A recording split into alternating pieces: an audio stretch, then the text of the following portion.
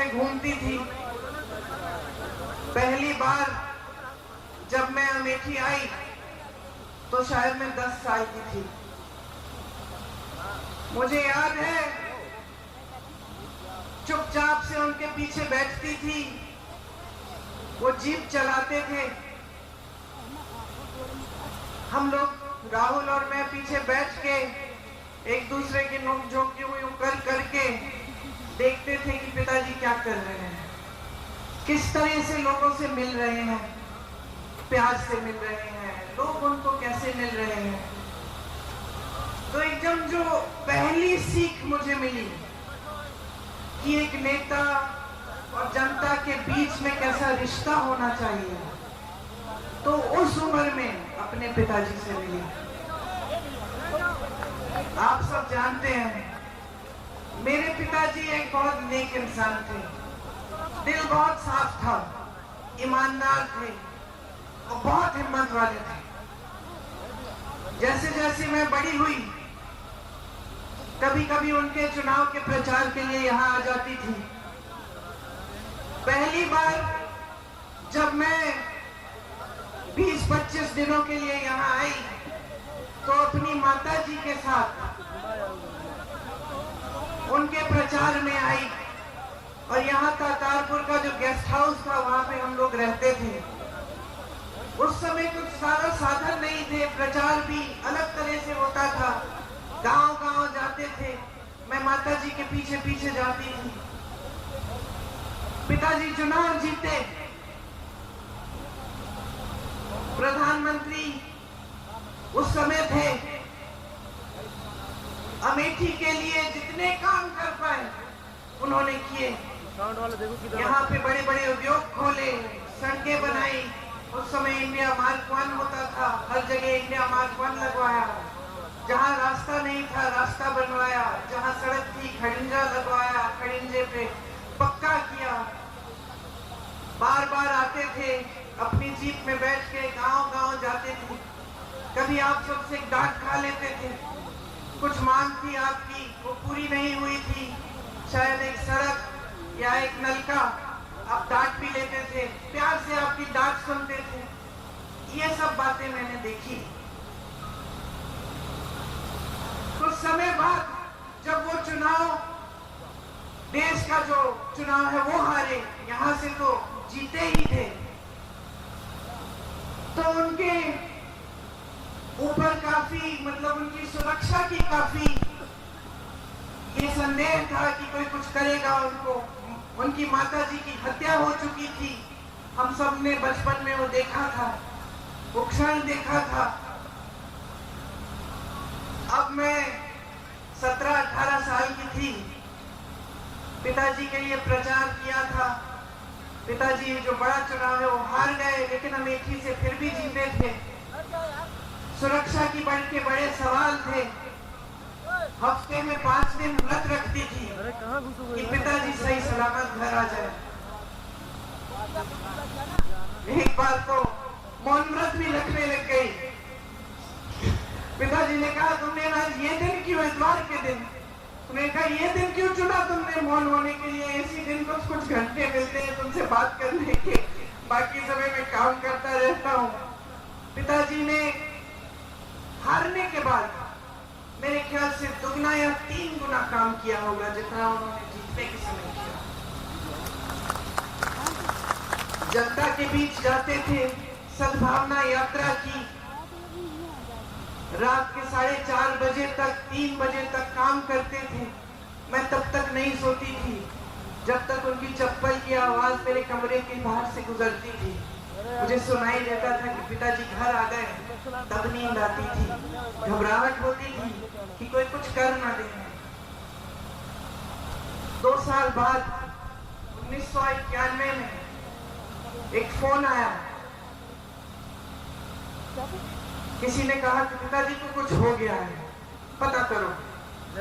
चुनाव प्रचार में गए थे, रात के शायद 10:30 या 11 बजे थे। मैं एकदम समझ गई कि कुछ बहुत बुरा हुआ है और अपनी माँ को बताने का क्यों आए यहाँ पे? मतलब नीला रहे मतलब मुझे अपनी माँ को बताना पड़ा कि जिस शख्स के लिए वो अपना देश छोड़कर हमारे देश आई थी, जिसके प्रेम के लिए उन्होंने कई त्याग किए थे, हमारी संस्कृति सीखी, नए तरीके सीखे, इंदिरा जी से हमारी भारतीय सभ्यता सीखी, वो खत्म हो गए हैं। मैं उनके कमरे में गई और जब मैंने उनको बताया तो उनकी आंखों में जो मैंने देखा, जैसा एक अंधेरा सा छा गया। और मैं आपको ये बात बता सकती हूँ कि उस दिन के बाद मैंने अपनी माँ की हंसी कभी उस तरह नहीं सुनी जैसे जब हंसती थी जब पिताजी होते थे। मैं बहुत नाराज थी, देश से नाराज थी कि मैंने देश को अपनी अमानत भेजी, अपने पिताजी दिए और देश में सुरक्षित नहीं रखे। मैं नाराज थी, दुखी थी। मैं सोचती थी कि मेरा दुख कोई समझ नहीं पाएगा, मेरे पिताजी वापस नहीं आए। टुकड़ों में खून से लथपथ एक झंडे में लपेटे हुए उनके शरीर के टुकड़े में घर लाई मेरी टूटी हुई माँ सालों के लिए ठीक नहीं हुई। उन्होंने पहले ही इंदिरा जी की हत्या का सदमा देखा था, अब अपने पति को खो डाली। बहुत दिनों के लिए खाती नहीं थी, सिर्फ नींबू पानी पीती थी, 2-4 गिलास, मुश्किल से जबरदस्ती करके खिलाती थी। बाहर नहीं जाती थी, किसी से बातचीत नहीं करती थी। 7 सालों के लिए घर के अंदर ही रही, ज्यादा बाहर गई नहीं, उस सदमे से बाहर निकल नहीं पाई। 7 सालों बाद उनको लगा कि कांग्रेस पार्टी संकट में है। उस समय ऐसा लग रहा था कि एक और बार चुनाव आ रहा है, भाजपा उभर सकती है, कांग्रेस पार्टी टूटने वाली थी। तमाम नेता आ रहे थे उनके पास कि राजनीति में आइए, राजनीति में आइए। उनकी बेटी थी, बहुत कष्ट देखा था उनका। मैंने मना किया, मैंने कहा राजनीति में मत आओ, ये लोग तुम्हारा इस्तेमाल करेंगे, तुम्हें भी कुछ हो जाएगा, छोड़ दो, कोई जरूरत नहीं है, संभल जाएगी पार्टी, कोई संभाल लेगा, कोई नेता बन जाएगा। मां ने बात नहीं सुनी, मुझे कहा कि ये जो चित्र है तुम्हारे पिता का, जो मेरे कमरे में दीवार पे लटका है, इसको मैं नहीं देख पाऊंगी। अगर आज मैं मुंह मोड़ लूंगी, पार्टी के लिए आगे नहीं बढ़ूंगी, तो मैं इनको क्या जवाब दूंगी, मैं अपने आप को क्या जवाब दूंगी। तो आगे आई तो ये स्पष्ट था कि पहला चुनाव उन्हें अमेठी से ही लड़ना था। ये पिताजी की कर्म भूमि थी।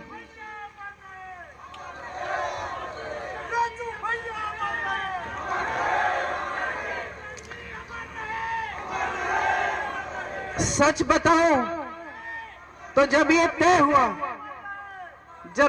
हुआ कि वो चुनाव लड़ेंगी अमेठी से, तो एक शाम को उन्होंने मुझसे कहा, प्रियंका कैसे करूंगी, मैं तो कभी चुनाव लड़ी नहीं हूं।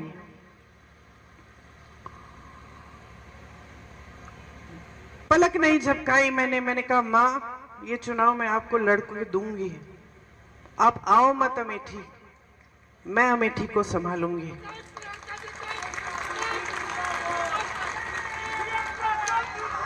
और मैं आपको बताऊं मैंने ये क्यों कहा, क्योंकि मैंने आपको बताया कि जब मेरे पिताजी शहीद हुए तो मैं नाराज थी, दुखी थी। मुझे ऐसा लगता था कि कोई मेरा दुख नहीं समझ सकता। लेकिन फिर कुछ हुआ। उनके अंतिम संस्कारों के बाद हम अस्थि विसर्जन के लिए इलाहाबाद आए, ट्रेन से आए। वो ट्रेन यहां अमेठी और रायबरेली से गुजरी। मैं बहुत दुखी थी, ट्रेन में बैठी थी, रात हो गई थी। ट्रेन यहाँ के स्टेशन पे रुकी। मुझे आज तक वो क्षण याद है। मैंने खिड़की से बाहर देखा और मैंने देखा कि ये तो बहुत लोग मेरी तरह रो रहे हैं, फूट फूट के रो रहे हैं।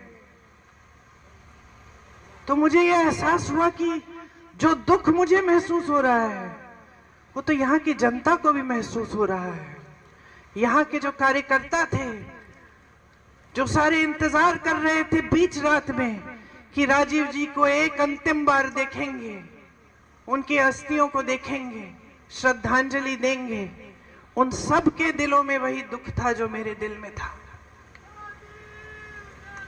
आपने मेरे दुख के पल में आपने मेरा साथ दिया। मैं समझी कि मैं अकेली नहीं हूं इस दुनिया में, कि सिर्फ मुझे दुख नहीं हो रहा है, मेरे परिवार को दुख नहीं हो रहा है, सिर्फ मेरी माँ टूटी नहीं है, मेरे भाई नहीं टूटे हैं, लेकिन अमेठी की जनता मेरे साथ रो रही है, क्योंकि उनका भी भाई, उनका बेटा चले गया। इसीलिए जब माँ ने कहा कि अमेठी से चुनाव लड़ेंगी तो बगैर हिचकिचाए मैंने कहा मैं लड़वाऊंगी, क्योंकि मैं जानती थी कि जब मैं यहाँ चुनाव लड़वाने आऊंगी तो मैं अपने परिवार के बीच आऊंगी।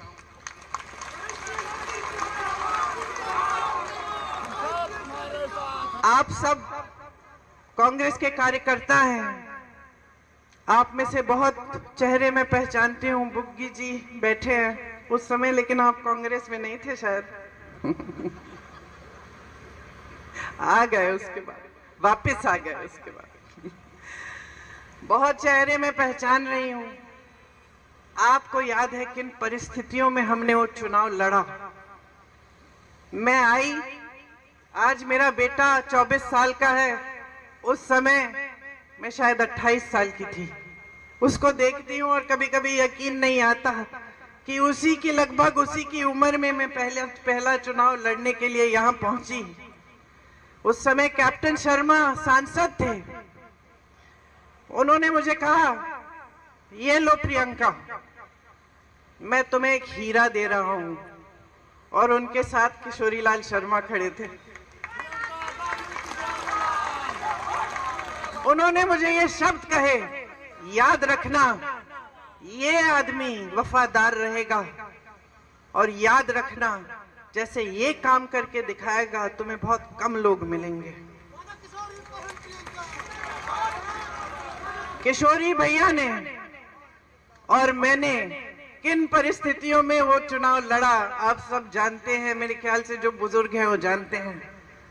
केंद्र में भाजपा की सरकार थी, प्रदेश में भाजपा की सरकार थी, कल्याण सिंह जी मुख्यमंत्री थे उस समय।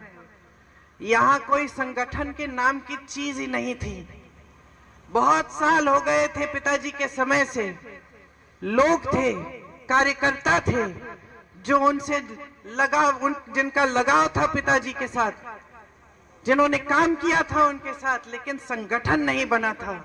रात रात को हम संगठन बनाते थे, ब्लॉक की कमेटियां, ब्लॉक के अध्यक्ष चुनते थे, साथ में बैठकर सबसे पूछ के कि किसको अध्यक्ष बनना चाहिए। और दिन में हम दौरा करते थे, पूरा दिन काम करते थे, पूरी रात काम करते थे। उस समय मशीनें नहीं थी।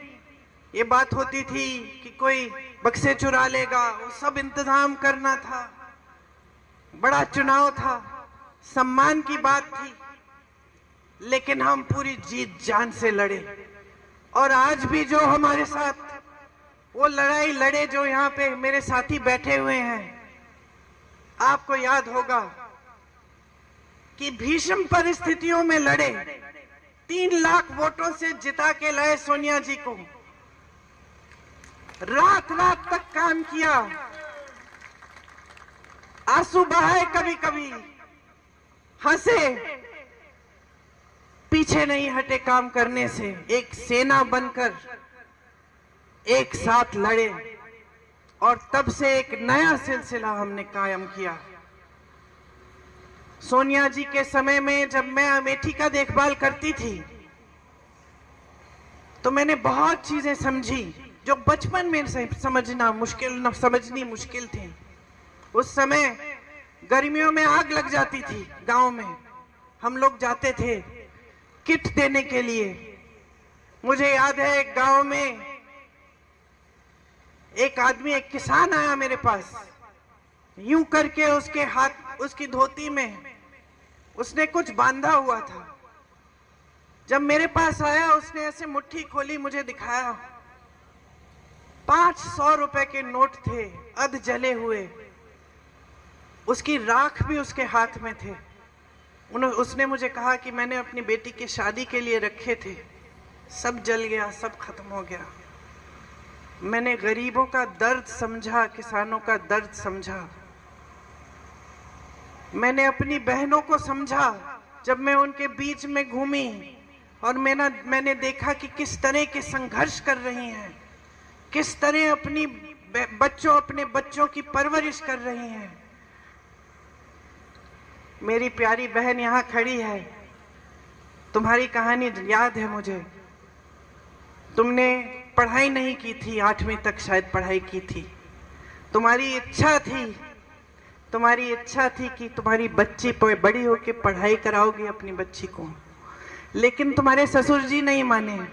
सही है, ससुर जी नहीं माने तो चुपचाप से, सुनिए, चुपचाप से घर पे फॉल सिलने का काम किया। और जब कोई देख नहीं रहा था तो जाके वो फॉल दुकान में ले जाती थी और वो उससे थोड़ी सी कमाई कर लेती थी, किसी को बताया नहीं। जब परिवार ने कहा कि बेटी को नहीं पढ़ा सकते, रो मत, बहुत हिम्मत वाली हो, बहुत हिम्मत वाली हो। तुम्हारी हिम्मत ने मुझे हिम्मत दी है।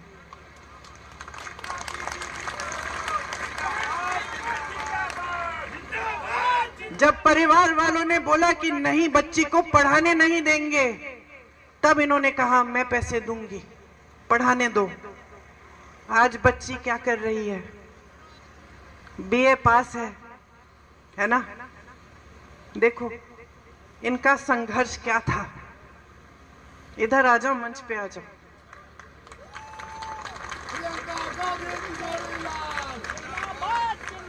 तुम्हारी जगह यहाँ है। मैंने सीखा कि मेरी बहनें कितना संघर्ष कर रही हैं। मैंने देखा कि कड़ी धूप में,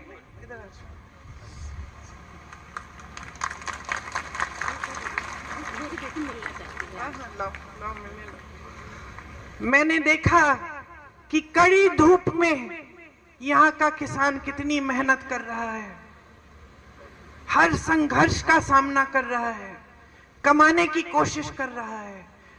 बैठो ना, बैठो, मेरी जगह में बैठ जाओ, बिठा दो, पूछ जाओ कि कितना संघर्ष कर रहा है, कितनी मेहनत करता है सिर्फ अपने बच्चे को पढ़ाने के लिए, ताकि बच्चे का भविष्य मजबूत हो पाए। मैंने देखा कि यहाँ के गांव-गांव में मेरे पिताजी, मेरे परिवार के प्रति कितनी श्रद्धा है। रात रात तक हम यहाँ के रास्तों से गुजरते थे तो लालटेन लेकर बुजुर्ग लोग हमारा इंतजार करते थे। कभी कभी मेरा चेहरा देख के रो पड़ते थे कि राजीव भैया की बिटिया आई है। मैं समझी कि जनता की श्रद्धा का क्या मतलब होता है, कि उसका आदर करना चाहिए। मैंने देखा कि किस तरह से मेरी माताजी जब आई कैंप में जाकर बच्चों की आंखों में बूंद डालती थी, दवाई डालती थी, तो किस तरह से उनकी माताएं खुश होती थी। बेवाओं को देखा जब हम लोग कैंप लगाते थे, कितनी गरीबी में रहते थे, और हम पेंशन देते थे। उस समय पेंशन मिलता था, बेवा पेंशन कहते थे उसको। मैं समझी कि कितना संघर्ष था आपके जीवन में और कैसा रिश्ता था आपके बीच, मेरे परिवार के बीच, कि ये राजनीतिक रिश्ता नहीं था, एक प्रेम का रिश्ता था, श्रद्धा का रिश्ता था, सत्य का रिश्ता था। फिर भाई यहां आए, उनका भी चुनाव लड़वाया, सांसद बने, आपके लिए खूब काम किए, जहां जहां विकास ला पाए विकास लाए। लेकिन उसके बाद पूरे देश में एक नई तरह की राजनीति आई, एक राजनीति जो शायद हम जैसे लोग शुरू में समझ नहीं पाए, क्योंकि हमारी सभ्यता ही अलग थी, हमारी समझ ही अलग थी। हमें सिखाया गया था कि जनता के सामने झूठ मत बोलो, हमें सिखाया गया था कि जनता का आदर करो, हमें सिखाया गया था कि जनता सर्वोपरि है। और हम अपनी आंखों के सामने देख रहे थे कि एक नई राजनीति उभर रही है, जो जनता के जज्बातों का इस्तेमाल कर रही है, सत्ता बटोरने के लिए जनता को गुमराह कर रही है। यहां अमेठी में आए ये लोग क्या समझेंगे, स्मृति जी क्या समझेंगी? ये तो यहाँ पे आपके लिए थोड़ी आई, ये तो राहुल जी को हराने के लिए आई, ये राहुल जी से लड़ने के लिए आई, ये आपके प्रति श्रद्धा की वजह से नहीं आई। वो कैसे समझेंगी ये रिश्ता? इन्होंने झूठ फैलाए कि हम आपकी जमीन हड़पने आए थे, कि जिन महिलाओं के जिस समूह में आप थी, आपको याद है जो परियोजना थी, कि वो परियोजना ही हमने इसलिए बनाई कि हम आपकी जमीन हड़पना चाह रहे थे, कि हम लूट रहे थे आपको, कि हमने कुछ नहीं किया आपके लिए, कि हमारे दिल में सिर्फ परिवारवाद की भावनाएं थी, सिर्फ सत्ता चाहते थे हम, हमारे दिल में आपके लिए कोई भावना नहीं थी। और कुछ ऐसा हुआ कि इन बातों से आप थोड़ा सा बहक गए, कुछ लोग बहके, कुछ लोग दृढ़ रहे। जो भी हुआ, राहुल जी वो चुनाव हारे, और एक पुराना रिश्ता जो आपके बीच, हमारे परिवार के बीच था, वो थोड़े समय के लिए थम गया, लेकिन टूटा नहीं, क्योंकि वो रिश्ता कभी टूट नहीं सकता है। थोड़े ही समय में कोविड आया, कोरोना आया। मुझे याद है, मैं उत्तर प्रदेश की प्रभारी थी, मैं और मेरे साथी 16-16 घंटे फोन पे रहते थे। हमने एक हेल्पलाइन खोली थी उत्तर प्रदेश के लोगों के लिए, कि कहीं संकट है, कहीं फंसे हो, लॉकडाउन हो गया था अचानक, मोदी जी की सरकार ने कोई साधन नहीं दिया था, अचानक कोई सारी ट्रेनें बंद हो गई थी, बसें बंद हो गई थी, लोग अलग अलग जगह जो यहाँ पलायन करके गए थे, यूपी से फंस गए थे। हमने हेल्पलाइन खोली, 16-16 घंटे हम उस हेल्पलाइन के नंबर देखते थे, जवाब देते थे, बात करते थे। मैंने कहा हुआ था अपने साथियों को कि अगर अमेठी रायबरेली का कोई फोन आता है तो मेरा नंबर देना, और मैं कभी नहीं भूलूंगी। एक फोन आया, मैंने उठाया, एक लड़का था, गुजरात में था। उसने कहा आपने हेल्पलाइन का नंबर जारी किया है? मैंने कहा हाँ, बताया नहीं कि कौन हो। उसने कहा यहां पे मेरे साथ 16 लोग हैं, हमारे पास सिर्फ आज रात का खाना है, कल का खाना नहीं है, कुछ नहीं है, क्या करेंगे? मैंने कहा घबराओ मत, आप राहुल भैया को जानते हो? तो उसने कहा राहुल भैया कौन? मैंने कहा राहुल गांधी। उसे हाँ जानता हूं। मैंने कहा मैं उसकी बहन हूं, फिक्र मत करो, मैं किसी को तुम्हारे पास भेजूंगी।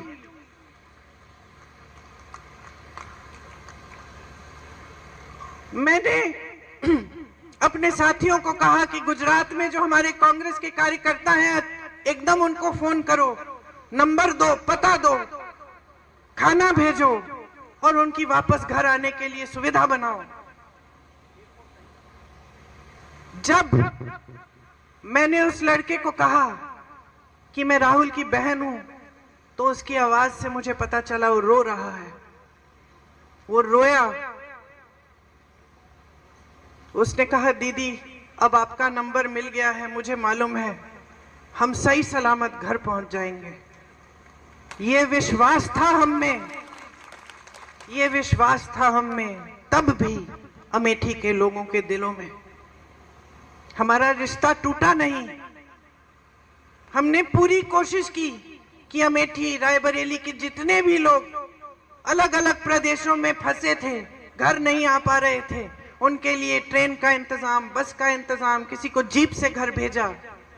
इसलिए नहीं भेजा क्योंकि हम इसका कोई राजनीतिक फायदा उठाने वाले थे।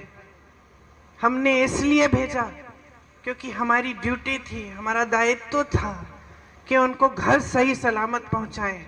वो हमारे परिवार के सदस्य समान थे। ये है हमारा रिश्ता। हाँ भाई, मुझे मालूम है उसका नाम क्या था, मैं जानबूझ के नाम नहीं ले रही हूं। देखिए ये जो रिश्ता है हमारे और आपके बीच में, पाक है ये रिश्ता। सेवा का रिश्ता है और शहादत का रिश्ता है, प्रेम का रिश्ता है और खून का रिश्ता है। ये कभी नहीं टूटेगा।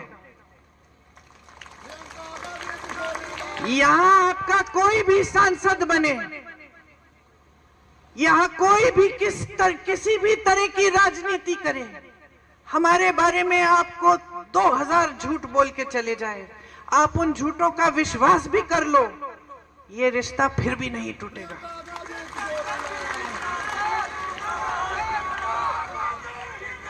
मैंने आपसे कहा शुरू में कि अगर अपने जीवन में एक ऐसा इंसान था जिसे मैंने पूजा, वो मेरे पिताजी थे। ये मेरे पिताजी की कर्म भूमि है।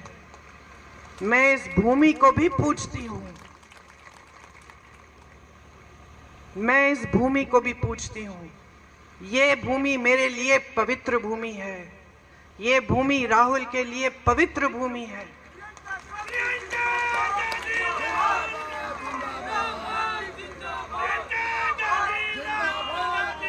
मैं आपको एक और बात बताती हूँ कि मैं जानती हूँ किशोरी लाल शर्मा को, मेरे ख्याल से अब कितने सालों से, उतने 40 सालों से। और मैं आपको एक बात बता सकती हूँ, ये भूमि किशोरी लाल शर्मा के लिए भी पवित्र भूमि है। आज अगर हमने इन्हें आपका प्रत्याशी बनाया है तो पूरी समझ और पूरे विवेक से ये फैसला लिया है। अगर इस संसदीय क्षेत्र का गांव-गांव कोई जानता है तो ये जानते हैं, यहाँ की सड़क कोई जानता है तो ये जानते हैं, यहाँ का एक एक कार्यकर्ता जानता है तो ये जानते हैं। आज अगर मैं किशोरी जी से पूछूं कि उनका नाम क्या है, वो मुझे बता देंगे।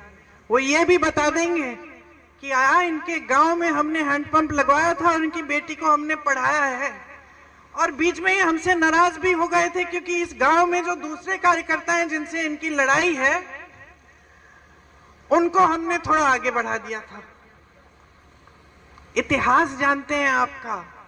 रिश्ते जब हमने बनाए तो इन्होंने भी बनाए, सेवा जब हमने की तो इन्होंने भी की, श्रद्धा जब हमने दिखाई आपके लिए तो इन्होंने भी दिखाई, जब हम आपकी समस्याओं को समझे तो इन्होंने भी आपकी समस्याओं को समझा। इसीलिए आज इनका हक बनता है कि ये आपके प्रतिनिधित्व के लिए यहां आज खड़े हों, क्योंकि उन्होंने उतना ही काम किया है आपके लिए जितना हमने किया है, और उतनी ही श्रद्धा के साथ किया है। आज पूरे देश में जो राजनीति फैली हुई है वो झूठों की राजनीति है, नाटक नौटंकी की राजनीति है। प्रधानमंत्री जैसे बड़े नेता चुनावी मंच पर आकर इतनी हिम्मत नहीं कर सकते कि आपको बता दें कि 10 सालों में उन्होंने कितने रोजगार बनाए, महंगाई को कितना कम किया और क्यों और कैसे। आपके सामने आकर इतनी हिम्मत नहीं है कि आपको बताएं कि कितनी संस्थाएं खोली हैं, कितने बड़े बड़े उद्योग खोले हैं, क्या नया किया है इस देश के लिए 10 सालों की सत्ता को लेकर।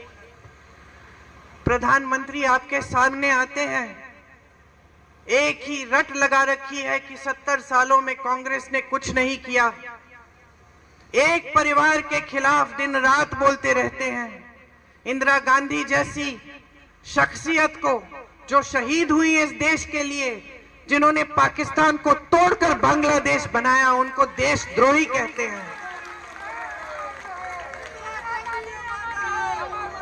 राजीव गांधी जैसे देशभक्त को देशद्रोही कहते हैं। कहते हैं कि राजीव गांधी ने अपनी मां की विरासत को टैक्स न भरने के लिए कानून बदल डाला। वो कभी नहीं समझ पाएंगे। राजीव गांधी ने अपनी मां से धन दौलत नहीं ली विरासत में। विरासत में उनको इस देश के लिए मर मिटने का जज्बा मिला, शहादत मिली, यही उनकी विरासत थी। लेकिन जो लोग सिर्फ सत्ता का मोह लिए घूमते हैं, सिर्फ अपने लिए सत्ता चाहते हैं, ये समझ नहीं पाते हैं कि सत्ता जनता ने दी है, जनता के प्रति दिल में कोई श्रद्धा नहीं है, वो लोग इस बात को समझ नहीं सकते। वो लोग आज आपकी सच्चाई को भी नहीं समझ सकते, कट चुके हैं आपसे। प्रधानमंत्री जी मंच पे खड़े होकर कैसी कैसी बातें करते हैं कि कांग्रेस पार्टी एक्सरे की मशीन लेकर आपके घरों में आकर आपके गहने चुराएगी, आपका मंगलसूत्र ढूंढ निकालेगी और उसको चुरा लेगी, और आपकी संपत्ति किसी एक कौम को दे देगी, और आपके पास 2 भैंसे हैं तो एक भैंस भी चुरा लेंगे। ये ऐसी बातें प्रधानमंत्री जी कर रहे हैं। पद की गरिमा क्या है? पद क्या है? देश के प्रति जिम्मेदारी क्या है? देश क्या सोचेगा? आज देश जवाब मांग रहा है। देश कह रहा है कि हमें ये नाटक नौटंकी नहीं चाहिए। हमने बहुत चुनाव लड़ने दिए हैं आपको धर्म के आधार पर, बहुत हिंदू मुस्लिम कर लिया है आपने। इस चुनाव को हम लड़ेंगे और हम अपने मुद्दों पे लड़ेंगे। आज जनता कह रही है, मेरी समस्याओं को सुनो, पहचानो। महंगाई से जूझ रहा हूं, तड़प रहा हूं, अपने बच्चे को पढ़ा नहीं पा रहा हूं, कोई बीमार पड़ता है परिवार में उसका इलाज नहीं कर पा रहा हूं, मेरी खेती के सामान नहीं मिल रहे हैं, खेती से कमाई नहीं हो रही है, मेरा बच्चा पढ़ा लिखा है, मैंने शिक्षित किया उसको मेहनत करके, लेकिन बेरोजगार है। आज जनता कह रही है मेरी आवाज सुनो। आज जनता कह रही है कि बहुत हो गया है, हमें वो पुरानी राजनीति वापस चाहिए। हमें वो राजनीति चाहिए जिसमें देश का प्रधानमंत्री हमारे गांव में आता था और हम उसको डांटते थे।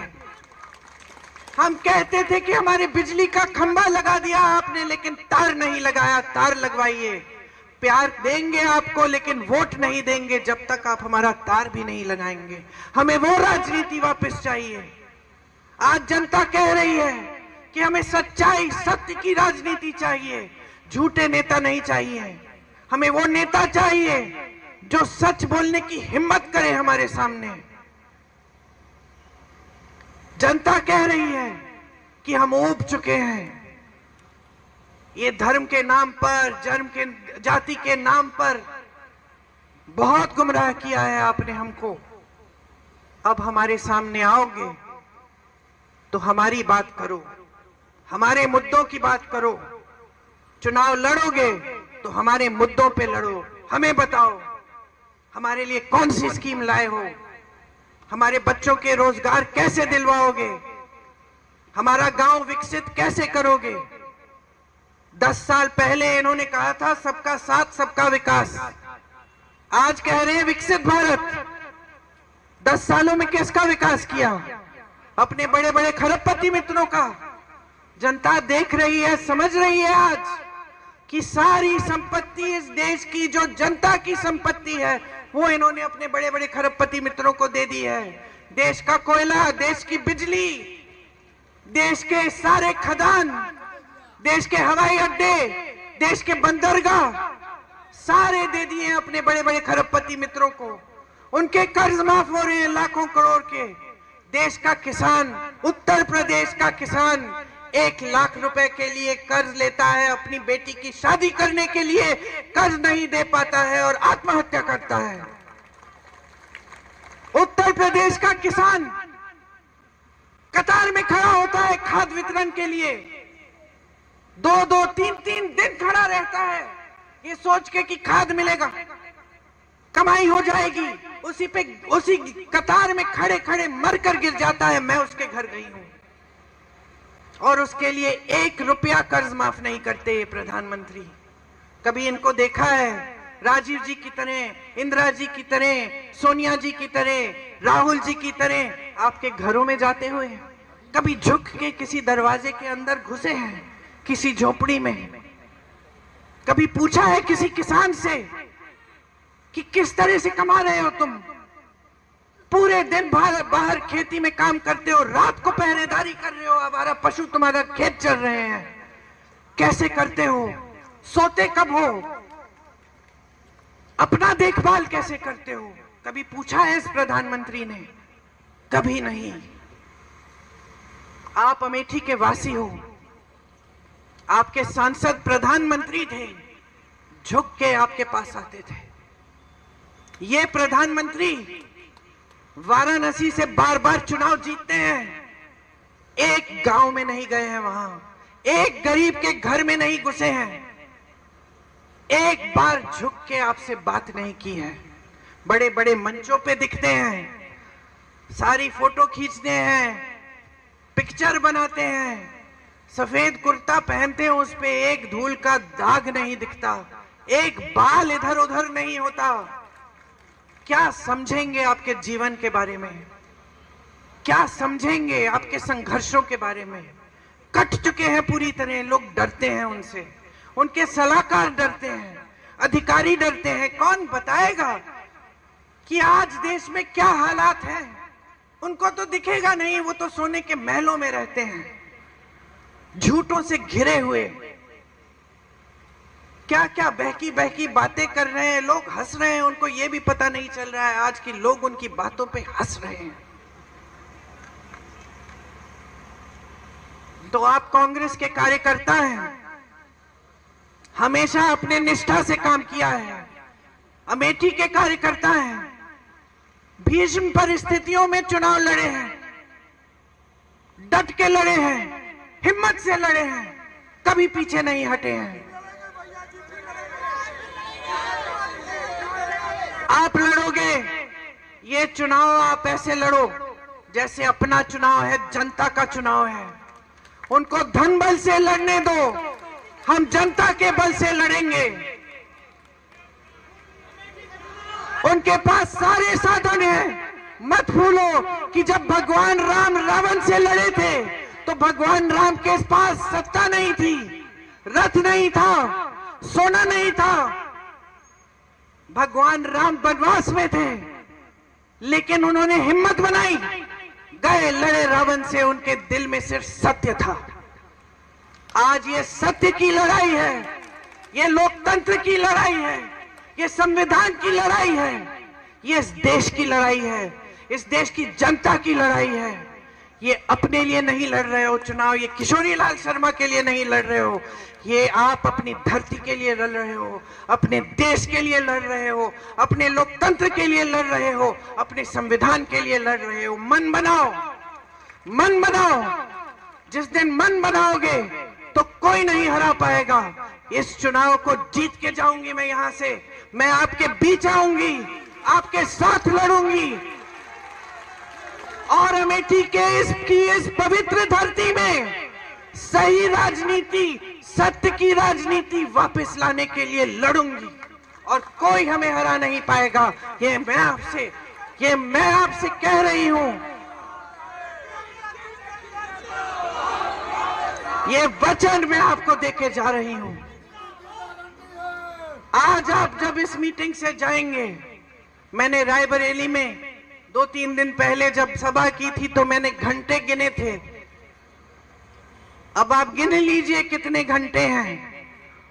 उस समय वहां पे 330 के तकरीबन थे, अब कम हो गए हैं। 2-4 घंटे सोने के लिए रखिए, बाकी घंटे बाहर जाइए, प्रचार करिए, लोगों को समझाइए, लोगों को इस देश की सच्चाई दिखाइए, बताइए, प्रमाण दीजिए कि कांग्रेस ने जहां जहां सरकार है क्या क्या करके दिखाया है। किस तरह छत्तीसगढ़ में हमने आवारा पशु की समस्या खत्म की, किस तरह कर्नाटका में महिलाएं बस की यात्रा फ्री कर रही हैं, किस तरह आज कर्नाटका में, तेलंगाना में महिलाओं के खातों में पैसे आ रहे हैं हर महीने, किस तरह हमने किसानों को मजबूत किया अपने प्रदेशों में, किस तरह हम ऐसी नीतियां लाए जिससे देश की संपत्ति वापस इस देश की जनता के हाथों में जाए। बताइए, समझाइए, सच्चाई दिखाइए, जनता को कहिए कि जनता जो जी रही है वही सच्चाई है, उस आधार पर वोट दे। तरक्की नहीं आई है आपके जीवन में, 10 साल बीत गए हैं, मोदी जी के झूठ सामने आ गए हैं। हराइए इनको, बदलाव लाइए, एक नई सरकार लाइए, एक नई राजनीति जो पहले पुराने असूलों पर आधारित है वो लाइए इस देश में। मैं आपसे पूरी उम्मीद रखती हूं कि एक सेना की तरह आप ये चुनाव लड़ेंगे, ये चुनाव जीतेंगे और यहाँ अमेठी से इस पूरे देश में ये संदेश देंगे कि बहुत हो गया है, हमें सच्चाई की राजनीति वापस चाहिए। आपने बहुत ध्यान से मेरी बातों को सुना, मैंने दिल की बात बोली, आपके सामने अपनी सच्चाई रखी। मैं आपकी आभारी हूं कि हर संकट में आपने साथ दिया, मेरे आंसू आपने पोंछे, मेरे साथ आप लड़े, आपने हमेशा हमें आदर दिया, सम्मान दिया। मेरा परिवार जो है इस देश में वो आपकी वजह से है। आपको धन्यवाद देती हूं। एक बार मेरे साथ जोर से बोलिए, जय हिंद। एक और बार जय हिंद और एक बार राजीव जी के नाम जय हिंद। धन्यवाद।